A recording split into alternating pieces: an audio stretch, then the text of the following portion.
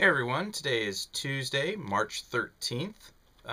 Today I've been trying out some stuff in Star Trek Online. I've been trying to make use of the Odyssey-class starship I got for free a couple months ago.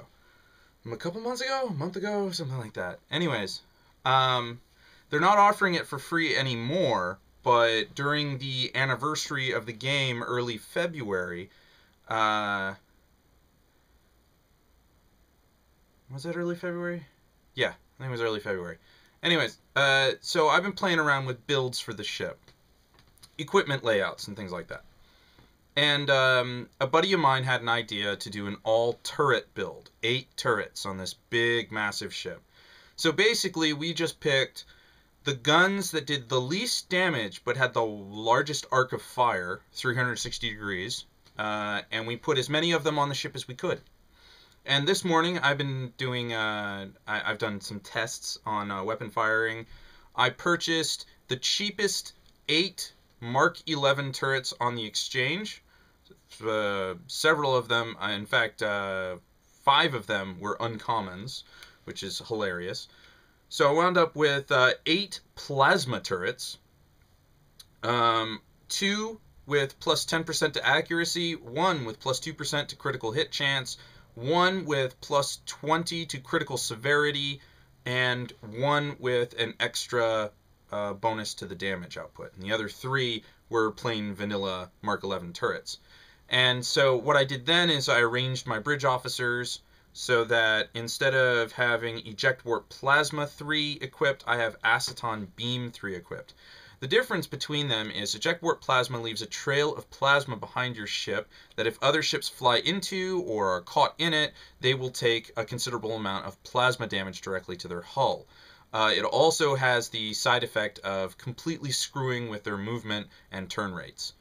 Aceton Beam, on the other side, is the other high-end ability for an engineering bridge officer, and what it does is it has a 90-degree arc of fire, and when you hit someone with it, it drastically reduces the amount of damage their energy weapons put out for the next 30 seconds.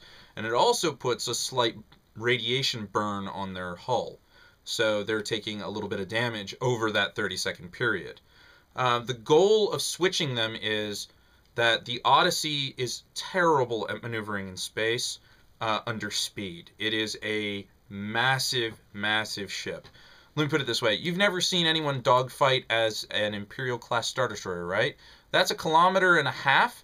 The Odyssey-class is 1 kilometer long, and it has similar... It's a bit more maneuverable than Imperial-class Star Destroyer, but then again, it's Star Trek. So it's a lot less maneuverable than my 3/4 kilometer long assault cruiser. So it's a beast of a ship, and that's why my friend and I were talking about using the turrets. So I'm running the turrets, and also on a whim I tried to see what the diminishing returns are on multiple neutronium alloys. With 3 neutronium alloy Mark 11s, one of them being rare, I managed to get the damage resistance for all damage types into roughly the 42% range.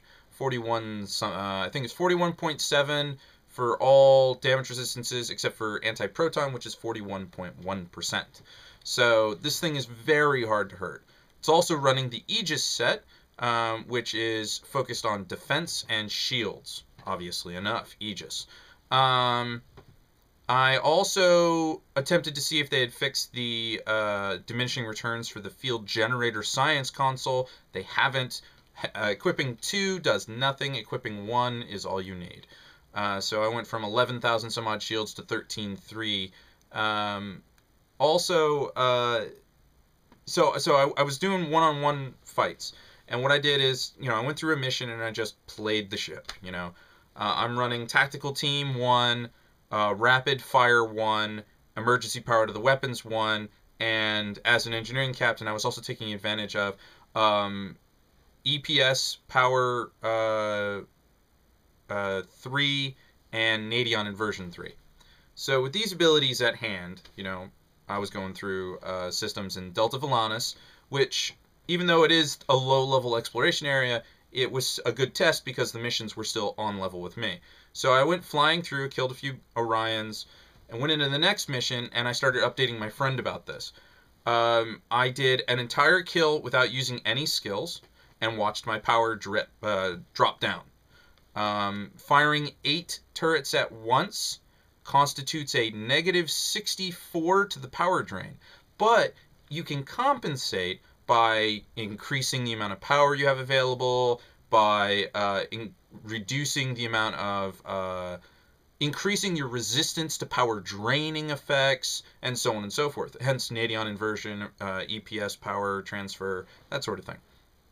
So I did an entire kill, not messing with my power settings at all, not messing with damage, just seeing how long it took to kill one brigand cruiser. Takes about a minute or two, tops, but you know, it was fun, it was interesting. Went on to the next one, and the only thing I used was rapid fire, and I saw my power drop to 35 at some points. Really, it was only the opening volley that I had to worry about it, because all the turrets were in sync for the opening volley, and then as time went on, the turrets fell out of sync with each other and started staggering fire, so that I wasn't suffering as big a power drain if they all fired at once. Then the last fight, I fought a Marauder cruiser that had more hull points than my Odyssey at 56,000 hull points, and I opened up with skills. And I noticed a marked improvement when I used emergency power to the weapons, tactical team, rapid fire, EPS power transfer, Nadion inversion. So using all these powers in conjunction is nice. I think I don't need as much of the damage resistance from the alloy consoles I put in the engineering slots. So I could easily scrap 2 of them and go run around with about 30% damage resistance to everything, and increase my power transfer rate with an EPS power transfer console, and increase my pool of available weapon energy by another 3.5, or just, increase my EPS power transfer by another console. See if that really makes a difference, the power transfer rate. Because that also has an effect on how quickly power returns once you've used it. So, but I'm still playing around with this. I've done plasma turrets. I want to try out Tetrion turrets to see if that makes a significant enough difference when targeting an enemy's shields. Pretty much the only hard time I'm having thus far with killing an enemy is when they're more maneuverable than I am, and they rotate shield facings on me. So I want to nullify that by using Tetrion weapons to do the occasional extra bunch of damage just to shields. So that's it. I'm sorry this was exceptionally technical, but that's how I've been feeling this morning. So, until next time.